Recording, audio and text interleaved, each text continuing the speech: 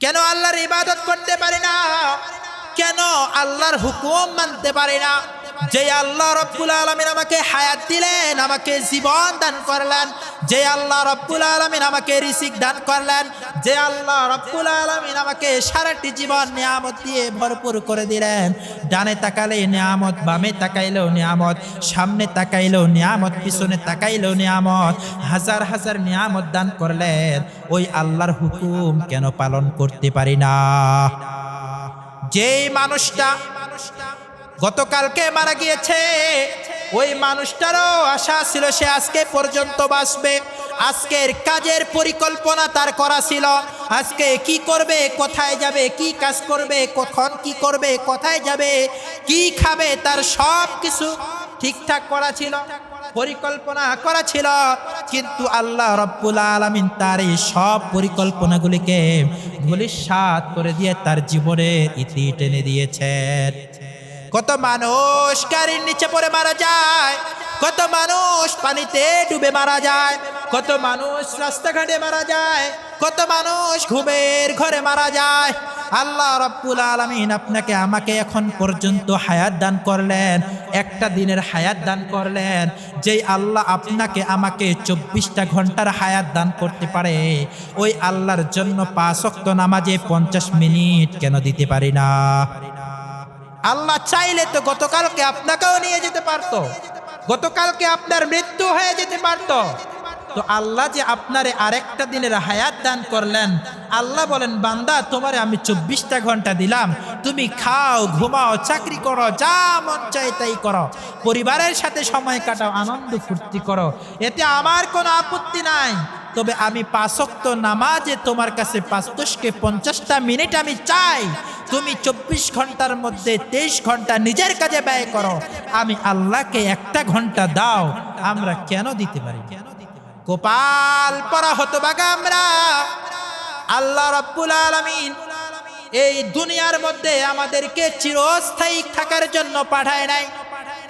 আল্লাহ রাব্বুল আলামিন ক্ষণিকের সময়ের জন্য মুসাফির হিসেবে আমাদেরকে পাঠাইছেন, অল্প সময়ের জন্য পাঠাইছেন। এই অল্প সময়ের মায়ায় পড়ে, মহাব্বতে পড়ে দুনিয়ার পিছনে পড়ে গিয়েছি, আখিরাতকে ভুলে গিয়েছি।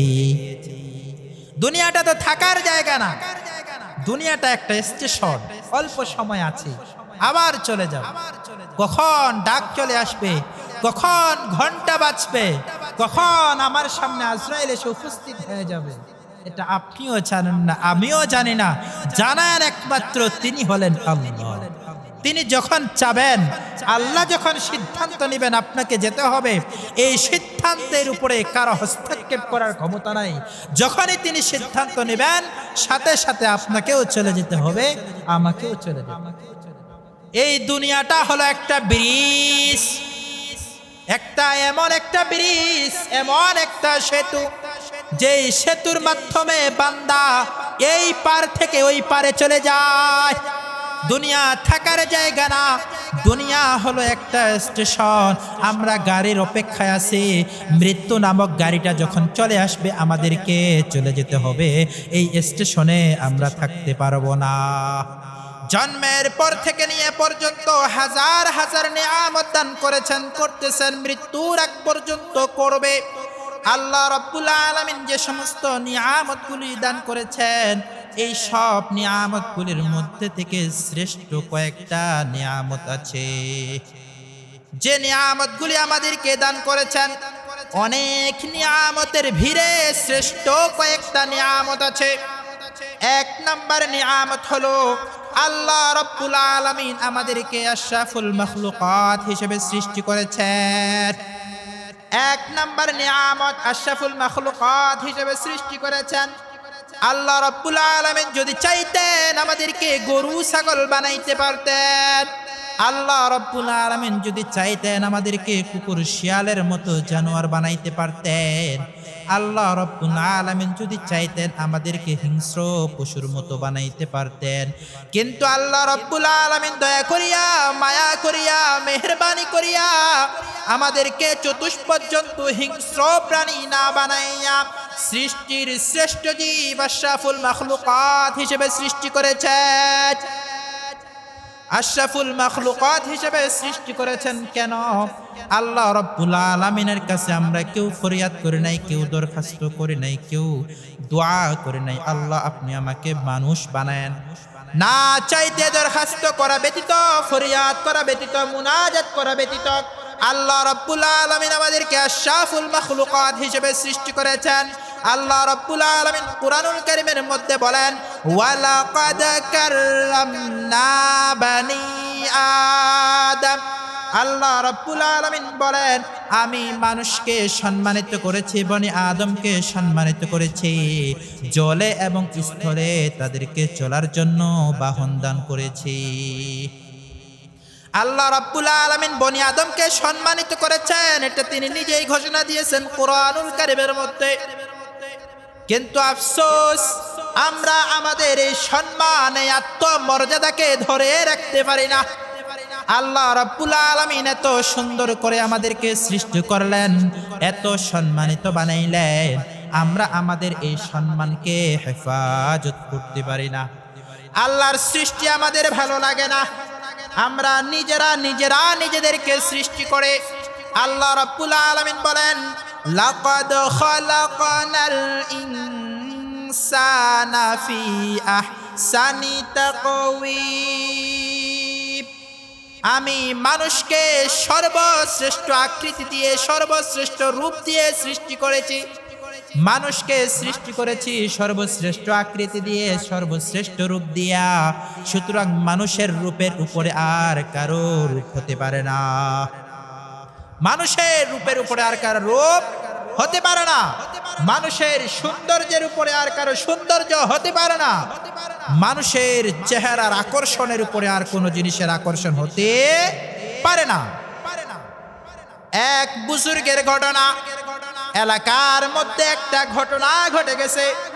স্বামী স্ত্রী দুইজনে মিলে ঝগড়া করতে করতে এক পর্যায়ে স্বামী তার স্ত্রীকে বলেছে, ও আমার প্রাণের স্ত্রী, তুমি যদি চাঁদের চাইতেও সুন্দর না হও তাহলে আমি তোমাকে তালাক দিয়ে দিলাম। তুমি যদি চাঁদের চেয়েও সুন্দর না হও তাহলে আমি তোমাকে তালাক দিয়ে দিলাম। মুসিবতের মধ্যে পড়ে গেল, কি করা যায়? স্ত্রী তো চাঁদের চেয়েও সুন্দর না। এলাকার ইমাম সাহেবের কাছে গিয়ে ফতোয়া জিজ্ঞেস করা হলো, মাসালা কি, উপায় কি হবে, এখন কি করা যায়? স্বামী স্ত্রীকে বলে দিয়েছে, চাঁদের চেয়েও যদি সুন্দর হইতে না পারে তাহলে স্ত্রী তালাক হয়ে গেল। ইমাম সাহেব, মুফতি সাহেব মাসালা দিতে পারতেছেন না, ফতোয়া দিতে পারতেছেন না, কি করা যায়? ফতোয়া বোর্ডের সমস্ত উলামায়ে কেরাম, সমস্ত মুফতি সাহেবরা মিলে পরামর্শে বসে গেল, এখন কি করা যায়, কি করা যায়? এই ব্যক্তির পরিবারের কি অবস্থা হবে, কি হালত হবে, এখন কি করা যাবে, কি ফতোয়া দেওয়া যাবে? সবাই মিলে বসে পরামর্শ করলো, সিদ্ধান্ত নিল, না না না, তাদের দুইজনের সংসার আর করা যাবে না। তাদের সম্পর্ক ফাটল ধরেছে, তাদের বিবাহ বিচ্ছেদ হয়ে গিয়েছে, তালাক হয়ে গিয়েছে, তারা একসাথে সংসার করতে পারবে না।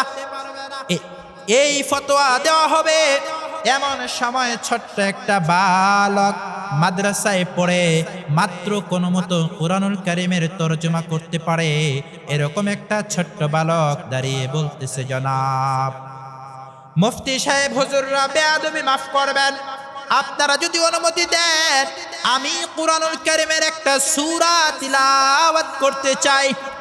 সমস্ত মুফতি সাহেবরা বললেন, এখানে কুরআনুল কারীমের তিলাওয়াতের প্রয়োজন নাই, এখানে আমরা একটা মাসআলা নিয়ে, ফিকহ নিয়ে আলোচনা করতেছি, এখানে আমরা নিজেরা একটা ফিকিরে ব্যস্ত আছি, এখানে কুরআনুল কারীমের তিলাওয়াতের প্রয়োজন নাই। মাদ্রাসার ছাত্ররা বলল, জনাব মুফতি সাহেব, হুজুররা আপনারা যদি মেহেরবানি করে আমাকে তিলাওয়াতের সুযোগ দেন, আমি আশা রাখি আল্লাহ আপনাদেরকে সহজ করে দিবেন, মাসালা বের করা আপনাদের জন্য একেবারেই সহজ হয়ে যাবে। মুফতি সাহেবরা বললেন, ঠিক আছে, তুমি কুরআনুল কারীম তিলাওয়াত করা শুরু করো। ওই ছোট্ট বাচ্চাটা তার কুচি মুখে কুরআনুল কারীম তিলাওয়াত করা শুরু করে দিলেন।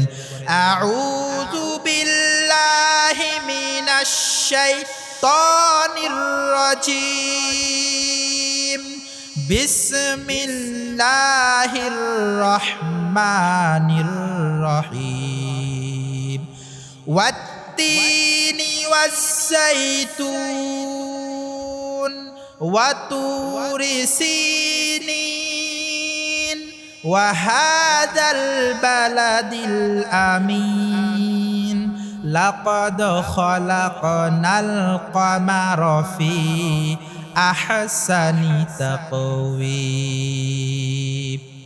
যখন এই আয়াতের মধ্যে লাকাদ খালাকনাল ইনসানের পরিবর্তে কমারও পড়েছে, সমস্ত মুফতি সাহেবরা তাকে আটকায় দিলেন, থামায় দিলেন। বলেন, কি বলো তুমি? কুরআনুল কারীমের তিলাওয়াতের মধ্যে ভুল পড়ো কেন? এবার ওই মাদ্রাসার ছোট্ট বাচ্চাটা বলে, জনাব মুফতি সাহেব হুজুর, আপনারা যে মাসালাটার তাকদির করতেছেন, যে মাসালাটা নিয়ে ফিকির করতেছেন, ওই মাসালাটার সমাধান এই আয়াতের মধ্যে আছে। যেই মাসালাটা নিয়ে আপনারা ফিকির করতেছেন, তাদবীর করতেছেন, এই মাসালাটার উত্তর এই আয়াতের মধ্যে আল্লাহ দিয়ে দিয়েছেন। আপনারা বলতেছেন মানুষ সুন্দর নাকি চাঁদ সুন্দর? বউকে বলেছে চাঁদের চেয়ে সুন্দরী না হইলে তালাক। আপনারা পার্থক্য করতে পারতেছেন না মানুষ সুন্দর নাকি চাঁদ সুন্দর। কিন্তু আল্লাহ বলতেছেন লাকাদ খালাকনাল ইনসানা ফি আহসানি তাকওয়িম, আমি মানুষকে সর্বশ্রেষ্ঠ আকৃতি, সর্বশ্রেষ্ঠ রূপ, সর্বশ্রেষ্ঠ লাবণ্যময় চেহারা দিয়ে সৃষ্টি করেছি। সুতরাং মানুষের চেয়ে চাঁদ সুন্দর হতে পারে না, ওই ব্যক্তির স্ত্রীও তালাক হয়নি। প্রিয় হাজিরিন, আল্লাহ রাব্বুল আলামিন আমাদেরকে আশরাফুল মাখলুকাত হিসেবে সৃষ্টি করেছেন। সৃষ্টির শ্রেষ্ঠ জীব আশরাফুল মাখলুকাত ইনসান হিসেবে সৃষ্টি করেছেন। আল্লাহর পক্ষ থেকে দেওয়া আমাদের প্রতি তিনার সব থেকে বড় নিয়ামতগুলোর মধ্য থেকে এটা একটা নিয়ামত। সুতরাং আমাদেরকে এই নিয়ামতের কদর করতে হবে। এই নিয়ামতকে বিক্রি করা যাবে না, বিকৃত করা যাবে না, পরিবর্তন করা যাবে না। আল্লাহ রাব্বুল আলামিন আমাকে বানাইলো মানুষ বানাইয়া, চেহারাটা দিল মানুষের মতো কত সুন্দর, আর আমি আমারে বানায় দিলাম মোবাইলের মাধ্যমে কার্টুন। মোবাইলের মাধ্যমে কার্টুন বানায় ফেললাম। আল্লাহ এত সুন্দর করে বানাইলো, আল্লাহটা আমার পছন্দ হলো না, নিজেরটা নিজে বানাইলাম, নিজেকে কার্টুন বানায় দিলাম। আল্লাহর সিদ্ধান্তের উপরে আমি সন্তুষ্ট থাকতে পারলাম না। হায় রে কপাল পোড়া মুসলমান যুবক, আল্লাহর সিদ্ধান্তকে তুমি বুড়ো আঙ্গুল দেখিয়ে, আল্লাহর সৃষ্টিকে তুমি অপেক্ষা করে তুমি নিজেকে নিজে কার্টুন বানায় দিলা। তোমার একটুও ভয় লাগলো না? আল্লাহ যদি তোমাকে আসলেই কার্টুন বানায় দেয়, পরে তোমার কি হবে, কোথায় যাইবে? প্রিয় হাজিরিন, এজন্য আল্লাহর সিদ্ধান্তের উপরে কোনো সিদ্ধান্ত নেওয়া যাবে না, আল্লাহর পছন্দের উপরে কোনো হাত দেওয়া যাবে না। আল্লাহ যেভাবে সৃষ্টি করেছেন, আল্লাহ আমাকে যে আকৃতিতে বানাইছেন, আল্লাহ আমাকে যেটা দান করেছেন, সেটার উপরে আমাকে সন্তুষ্ট থাকতে হবে।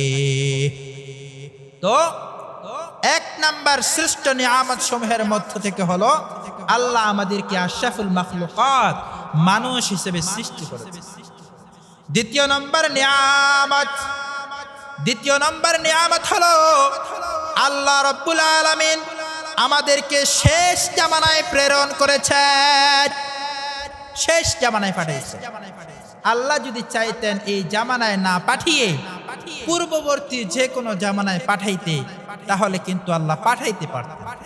আল্লাহ তা না করে আমাদেরকে মেহেরবানি করে, মায়া মোহাব্বত করে, ভালোবেসে শ্রেষ্ঠ জামানায় শ্রেষ্ঠ নবীর উম্মত হওয়ার তৌফিক দান করেন। এটা হলো আল্লাহ রাব্বুল আলামিনের পক্ষ থেকে যে নিয়ামত, তার মধ্যে দ্বিতীয় নিয়ামত। সর্বশ্রেষ্ঠ জাতি, সর্বশ্রেষ্ঠ উম্মত, সর্বশ্রেষ্ঠ জামানায় আল্লাহ আমাদেরকে পাঠাইছেন। শুধু পাঠিয়ে শেষ করেন নাই, আল্লাহ রাব্বুল আলামিন আমাদের সকলকে মুসলমানের ঘরে জন্ম দিয়েছেন। শুধু মুসলমানের ঘরে জন্ম দেন নাই, মুসলমানের ঘরে জন্ম দেওয়ার পরে ঈমানের উপরে অটল অবিচল থাকার তৌফিক দান করেছেন। এই জামানায় বহু মানুষ আছে যারা মুসলমান না, যারা হিন্দু, বৌদ্ধ, খ্রিস্টান, অগ্নি পূজারক, অন্যান্য ধর্মাবলম্বী। শেষ জামানায় তো পাঠাইছেন, উত্তম সময়ে তো পাঠাইছেন, তো আল্লাহ চাইলে মুসলমানের ঘরে জন্মটা না দিয়া অন্যান্য জাতি বিধর্মীদের ঘরে জন্ম দিতে যদি চাইতেন তাহলে আল্লাহ কিন্তু পারতেন। আল্লাহ তা না করে আমাদেরকে মুসলমানের ঘরে জন্ম দিয়েছেন। এটা আল্লাহর পক্ষ থেকে আমাদেরকে দেওয়া শ্রেষ্ঠ একটা নিয়ামত।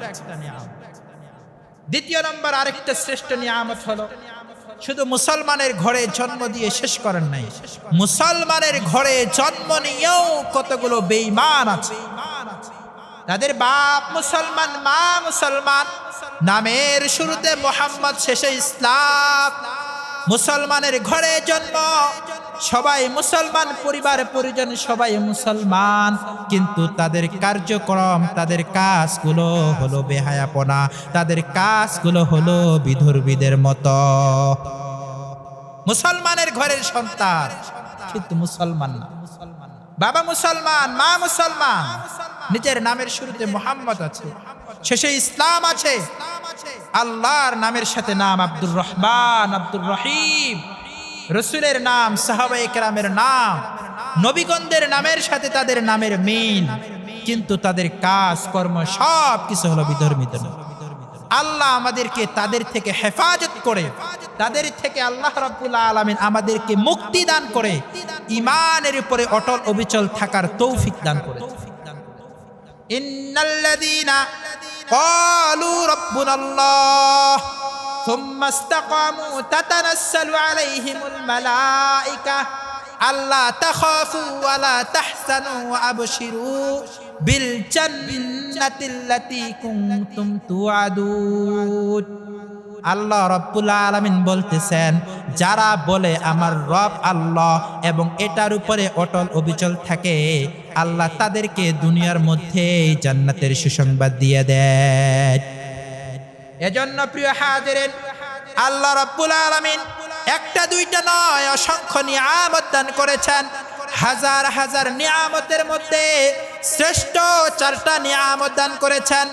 এক নাম্বার আশরাফুল মাখলুকাত হিসেবে সৃষ্টি করেছেন, দুই নাম্বার শেষ জামানায় পাঠিয়েছেন, তিন নাম্বার শেষ জামানায় পাঠার পরেও আল্লাহ রাব্বুল আলামিন ঈমানদার হিসেবে গ্রহণ করেছেন, চতুর্থ নাম্বার হিসেবে আল্লাহ রাব্বুল আলামিন আমাদেরকে নেককার সালেহিনদের কাতারে রেখেছেন। নেককার সালেহিন যারা আমলদার, তাদের মধ্যে আমাদেরকে রেখেছেন।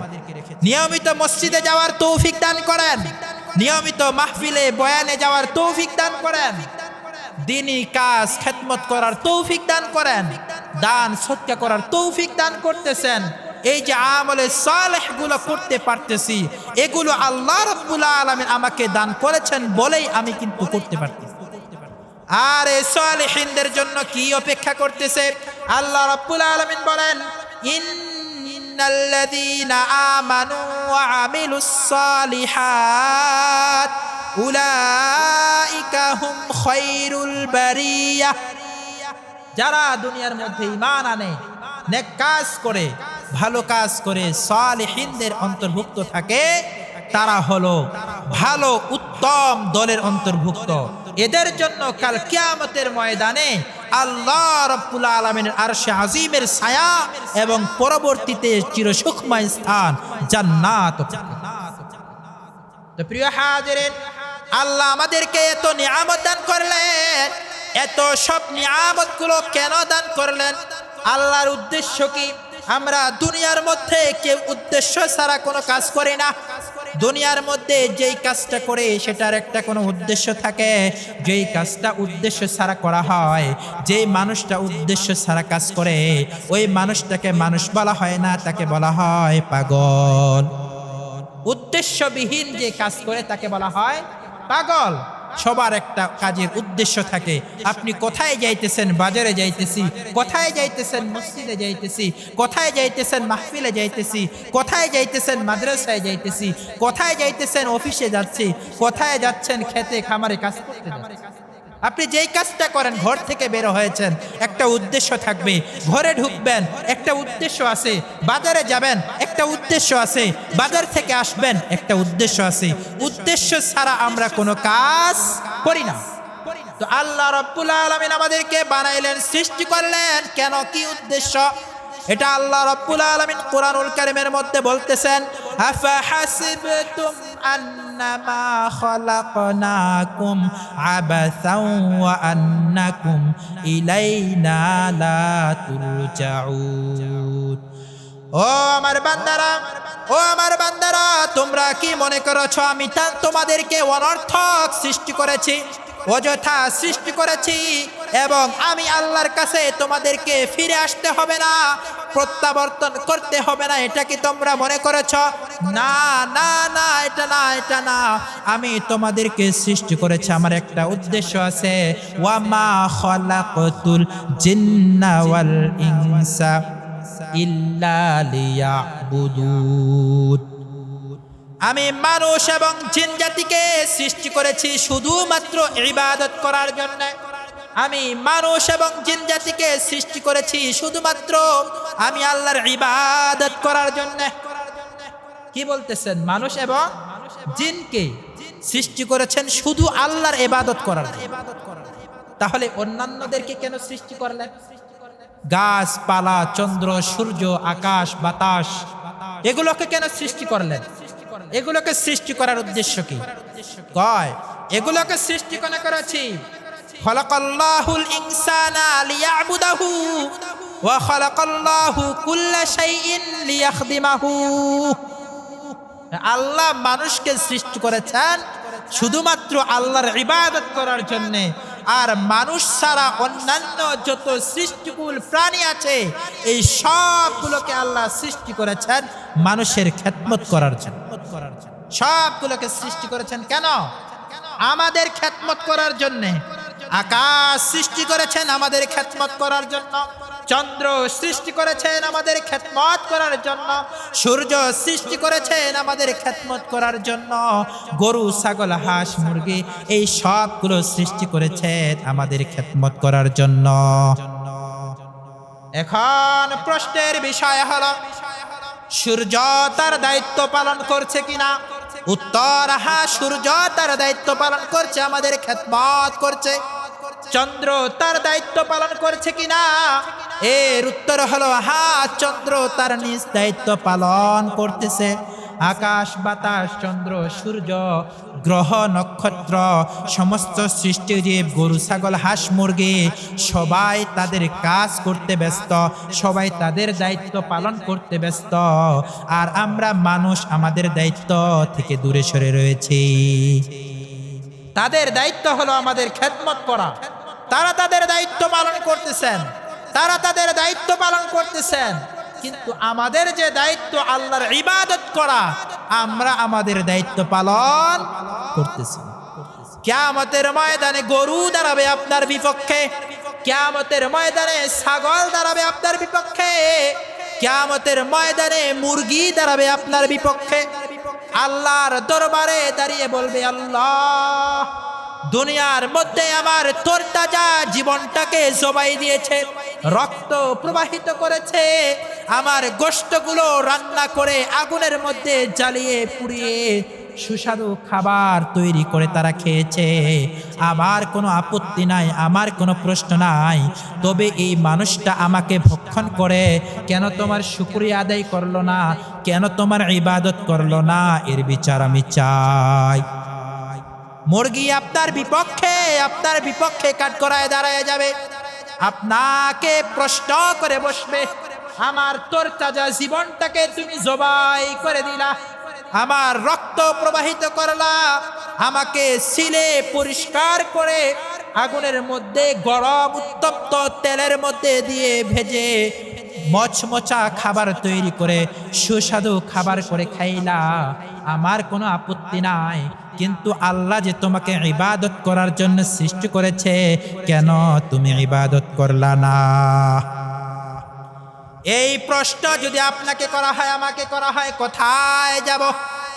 কেন আল্লাহর ইবাদত করতে পারি না? কেন আল্লাহর হুকুম মানতে পারি না? যে আল্লাহ রাব্বুল আলামিন আমাকে হায়াত দিলেন, আমাকে জীবন দান করলেন, যে আল্লাহ রাব্বুল আলামিন আমাকে রিজিক দান করলেন, যে আল্লাহ রাব্বুল আলামিন আমাকে সারাটি জীবন নিয়ামত দিয়ে ভরপুর করে দিলেন, ডানে তাকালে নিয়ামত, বামে তাকাইলেও নিয়ামত, সামনে তাকাইলেও নিয়ামত, পিছনে তাকাইলেও নিয়ামত, হাজার হাজার নিয়ামত দান করলেন, ওই আল্লাহর হুকুম কেন পালন করতে পারি না? যেই মানুষটা গতকালকে মারা গিয়েছে, ওই মানুষটারও আশা ছিল সে আজকে পর্যন্ত বাঁচবে। আজকের কাজের পরিকল্পনা তার করা ছিল, আজকে কি করবে, কোথায় যাবে, কি কাজ করবে, কখন কি করবে, কোথায় যাবে, কি খাবে, তার সব কিছু ঠিকঠাক করা ছিল, পরিকল্পনা করা ছিল। কিন্তু আল্লাহ রাব্বুল আলামিন তার এই সব পরিকল্পনাগুলিকে ধূলিসাৎ করে দিয়ে তার জীবনের ইতি টেনে দিয়েছেন। কত মানুষ গাড়ির নিচে পড়ে মারা যায়, কত মানুষ পানিতে ডুবে মারা যায়, কত মানুষ রাস্তাঘাটে মারা যায়, কত মানুষ ঘুমের ঘরে মারা যায়। আল্লাহ রাব্বুল আলামিন আপনাকে আমাকে এখন পর্যন্ত হায়াত দান করলেন, একটা দিনের হায়াত দান করলেন। যেই আল্লাহ আপনাকে আমাকে 24টা ঘন্টার হায়াত দান করতে পারে, ওই আল্লাহর জন্য 5 ওয়াক্ত নামাজে 50 মিনিট কেন দিতে পারি না? আল্লাহ চাইলে তো গতকালকে আপনাকেও নিয়ে যেতে পারতো, গতকালকে আপনার মৃত্যু হয়ে যেতে পারতো।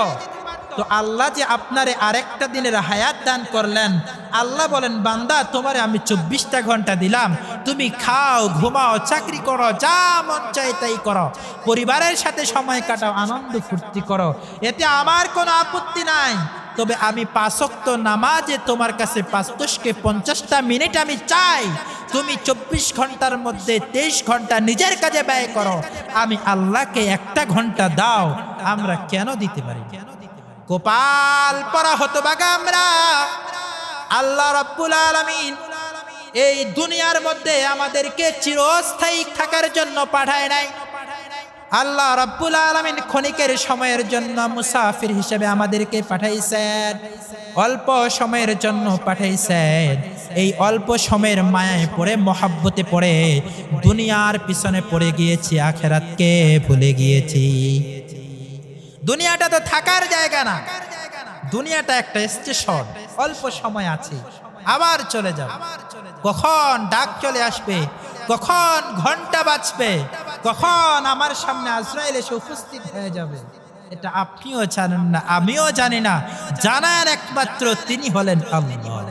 তিনি যখন চাবেন, আল্লাহ যখন সিদ্ধান্ত নেবেন আপনাকে যেতে হবে, এই সিদ্ধান্তের উপরে কারো হস্তক্ষেপ করার ক্ষমতা নাই। যখনই তিনি সিদ্ধান্ত নেবেন, সাথে সাথে আপনাকেও চলে যেতে হবে, আমাকেও চলে যেতে হবে। এই দুনিয়াটা হলো একটা ব্রিজ, এমন একটা ব্রিজ, এমন একটা সেতু, যেই সেতুর মাধ্যমে বান্দা এই পার থেকে ওই পারে চলে যায়।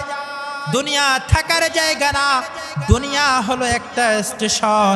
আমরা গাড়ির অপেক্ষায় আছি, মৃত্যু নামক গাড়িটা যখন চলে আসবে আমাদেরকে চলে যেতে হবে। এই স্টেশনে আমরা থাকতে পারবো না।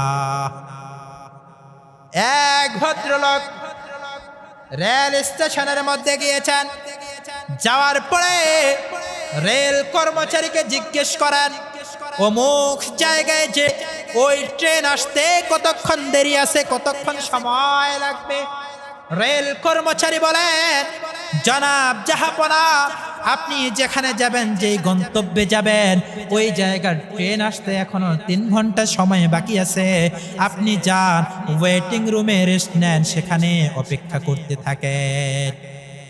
এই ভদ্রলোক চলে গেলেন ওয়েটিং রুমে, বিশ্রাম ঘরে চলে গেলেন। সেখানে যাওয়ার পরে তাকায় দেখেন বিশ্রাম ঘরটার অবস্থা খুব বেশি ভালো না, অনেক ময়লা পড়েছে, অনেক বিশ্রী একটা অবস্থা।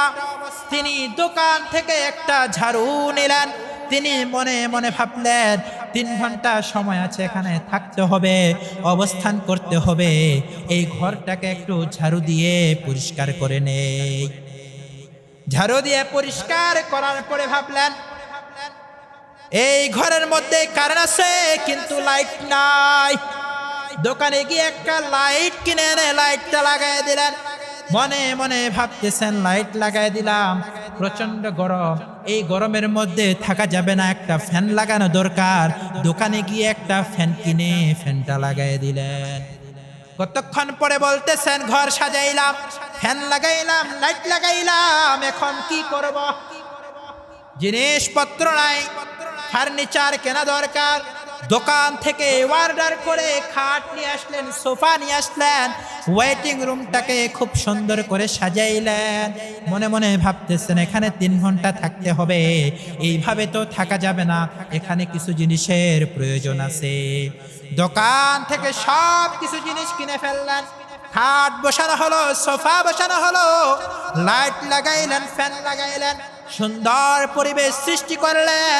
সুন্দর পরিবেশ তৈরি করার পরে এই সব কাজ করতে গিয়ে হঠাৎ করে মাইকের আওয়াজ তিনার কানের মধ্যে চলে আসলো, অমুক জায়গার গামী যে ট্রেনটা আছে অল্প সময়ের ভেতরে স্টেশনে প্রবেশ করবে, সুতরাং সমস্ত যাত্রীগুলো প্রস্তুতি গ্রহণ করে। যেখানে যাবে সেখানে ট্রেন এসে গেছে। ঘর প্রস্তুত করতে করতে, আরামের জায়গা প্রস্তুত করতে করতে, ঘর সাজাইতে সাজাইতে সেখান থেকে চলে যাওয়ার সময় আসছে। আফসোস, হতাশা আর কষ্ট নিয়ে এই মানুষটা এই ঘরটা ছেড়ে চলে গেলেন। কত কষ্ট করলাম, পরিষ্কার করলাম, লাইট লাগাইলাম, ফ্যান লাগাইলাম, সোফা আনলাম, খাট আনলাম, কিন্তু উপভোগ করতে পারলাম না। চলে যাইতে হলো, কি করব, কপালের দোষ, এখন এখান থেকে চলে গেলেন। আপনারা বলেন এই মানুষটা চালাক নাকি বোকা?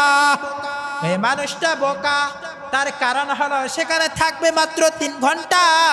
এই 3 ঘন্টা থাকার জন্য রুম পরিষ্কারের প্রয়োজন ছিল না, 3 ঘন্টা থাকার জন্য লাইটের প্রয়োজন ছিল না, 3 ঘন্টা থাকার জন্য ফ্যান প্রয়োজন ছিল না, 3 ঘন্টা থাকার জন্য খাট পালং সোফা কিছুরই প্রয়োজন ছিল না।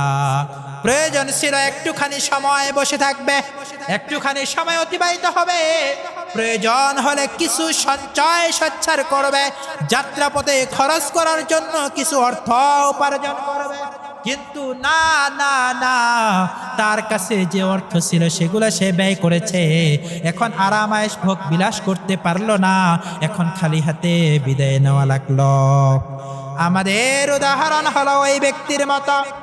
দুনিয়ার মধ্যে এসেছি 60 বছর 70 বছর থাকব, এই কল্পদিন, এই অল্প দিন, অল্প সময়ে, কম সময়ে থাকার জন্য, অল্প সময়ে দুনিয়ার মধ্যে বসবাস করার জন্য আমরা দুনিয়ার পিছনে চলে যাই। গাড়ি লাগবে, বাড়ি লাগবে, অর্থ সম্পদ, ব্যাংক ব্যালেন্স লাগবে, কিন্তু আসল কথা হলো এই অল্প সময়ের জন্য কিছুরই প্রয়োজন নাই। অল্প সময়ের জন্য কিছুরই প্রয়োজন নাই। অল্প সময়ের জন্য গাছের তলায়, বাসতলায়, ভাঙ্গা ঘরে, টিনের ঘরে, কুঁড়ে ঘরে কোনো মতো থেকে যদি আপনি আপনার জীবনটাকে অতিবাহিত করতে পারেন, পরবর্তী সফরের জন্য, পরবর্তী জার্নিংয়ের জন্য, পরবর্তী সফরের জন্য, যাত্রাপথের জন্য কিছু অর্থ, নেক কাজ, নেক আমল, সওয়াব যদি কামাই করতে পারেন তবেই হবে আপনার জীবনটা সফল কাম। আর যদি দুনিয়ার পিছনে পড়ে যান তাহলে আপনি হয়ে যাবেন হতভাগা। ওই ব্যক্তির মতো আপনি হতভাগা। দুনিয়ার সব ব্যবস্থা করবেন, গাড়ি করবেন, বাড়ি করবেন, ব্যাংক ব্যালেন্স করবেন, জায়গা সম্পত্তি করবেন, ঘর সাজাবেন, সব কিছু সুন্দর করে পরিবেশ তৈরি করবেন, সব কিছু করা শেষ, এখন আপনার চলে যাওয়ার পালা। কেউ আপনার এগুলো ভক্ষণ করবে, কেউ ভাগ বটোয়ারা করবে, কেউ নিয়ে যাবে, যার যার মতো নিয়ে যাবে। যারা নিয়ে যাবে কেউ আপনাকে স্মরণ রাখবে না। আপনি পরিশ্রম করলেন, আপনি উপভোগ করতে পারবেন না। এই সব কিছু করতে গিয়ে আপনার জীবন শেষ হয়ে যাবে। টাকা কামাই করতে করতে করতে করতে এমন এক সময় আসবে টাকার অভাব নাই, খাবারের অভাব নাই, ফ্রিজে ভরপুর খাবার, ফলমূলের অভাব নাই, গোশত মাংসের অভাব নাই, কিন্তু ডাক্তার বলে দিয়েছে খাইলে আপনার জীবন শেষ। ডায়াবেটিসে ধরেছে, প্রেসারে ধরেছে, গরুর গোশত খাইতে পারেন না, মাছ খাইতে পারেন না, ডিম খাইতে পারেন না, ভালো ফলমূল খাইতে পারেন না, সুস্বাদু খাবার খাইতে পারেন না, দু এক মা খেয়েই শেষ করতে হয়। বেশি খাইতে গেলে হাসপাতালের বেডে শুয়ে শুয়ে কাতরাইতে হয়। এই জীবন দিয়ে আপনি কি করবেন? এই জীবন দিয়ে আপনি কি করবেন? আল্লাহ রাব্বুল আলামিন তো দুনিয়াতে আপনাকে এজন্য পাঠায় নাই। আল্লাহ রাব্বুল আলামিন দুনিয়া এভাবে উপভোগ করার জন্য তো আপনাকে পাঠায় নাই। আল্লাহ আপনাকে পাঠাইছে আপনি দুনিয়ার মধ্যে আসবেন, আল্লাহর ইবাদত করবেন, বন্দেগী করবেন, নেক কাজ করবেন। পরকালের পরবর্তী জীবনের জন্য আপনি নেক কাজ সওয়াব কতগুলো সঞ্চয় করবেন, যেগুলো নিয়ে আপনি পরকালে যাবেন। এজন্য আমাদেরকে পরকালের জন্য প্রস্তুতি গ্রহণ করতে হবে, কবরে যাওয়ার জন্য প্রস্তুতি গ্রহণ করতে হবে, কবরের প্রশ্নের জবাবের জন্য প্রস্তুত থাকতে হবে। কবরে যে কি হবে, সেখানে কি করব, কি নিয়ে যাব, এই সবগুলো ভাবতে হবে। রাত্রিবেলায় ঘুমানোর সময় মাথাটা বালিশের সাথে দিয়ে একটু ভাবেন, কি নিয়ে যাবেন, কি নিয়ে দাঁড়াবেন রবের সামনে, কি জবাব দিবেন রবকে, রসুলের সামনে কোন মুখ নিয়ে দাঁড়াবেন।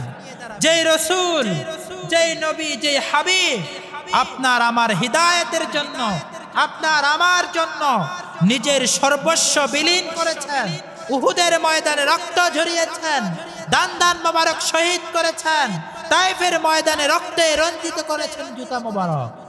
এই নবীকে কি জবাব দিবেন, কি মুখ নিয়ে দাঁড়াবেন ওই নবীর সামনে? এজন্য প্রিয় হাজিরিন, আসেন ইবাদত করি, রব চাহে জিন্দেগি গঠন করে। আল্লাহ রাব্বুল আলামিন যে হুকুমগুলো দিয়েছেন, 5 ওয়াক্ত নামাজ, হজ ফরজ হয়ে থাকলে হজ, যাকাত ফরজ হয়ে থাকলে যাকাত, রমজানের রোজা, এই সবগুলো আমরা ঠিকঠাক মতো আদায় করার চেষ্টা করি। এই সবগুলো ঠিক মতো আদায় করার চেষ্টা করি। দুনিয়াকে ভুলে যাই, দুনিয়াকে লাথি মারি, দুনিয়া আমার লাগবে না, আমার লাগবে রব। রব যদি আমার হয়ে যায়, আমার আর কোন কিছু না। আল্লাহ রাব্বুল আলামিন আমাদের সকলকে এই কথাগুলো বুঝে আল্লাহ রাব্বুল আলামিন আমল করার তৌফিক দান করুক। সকলে বলি আমিন। ওয়া আখিরু দাওয়ানা আলহামদুলিল্লাহি রাব্বিল আলামিন। আসসালামু আলাইকুম ওয়া রাহমাতুল্লাহি ওয়া বারাকাতুহু।